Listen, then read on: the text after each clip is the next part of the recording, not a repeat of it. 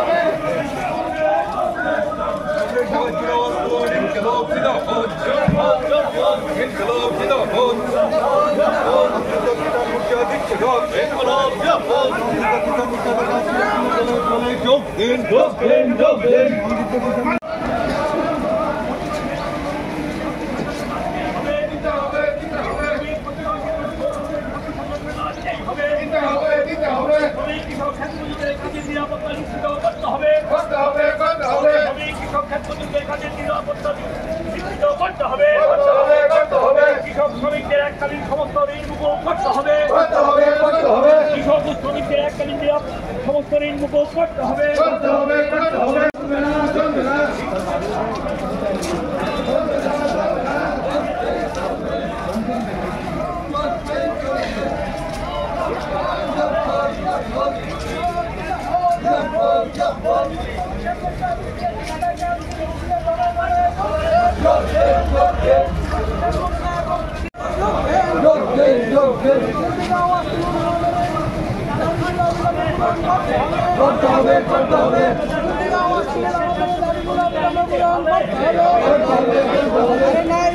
সংগ্রাম হচ্ছে চলবে,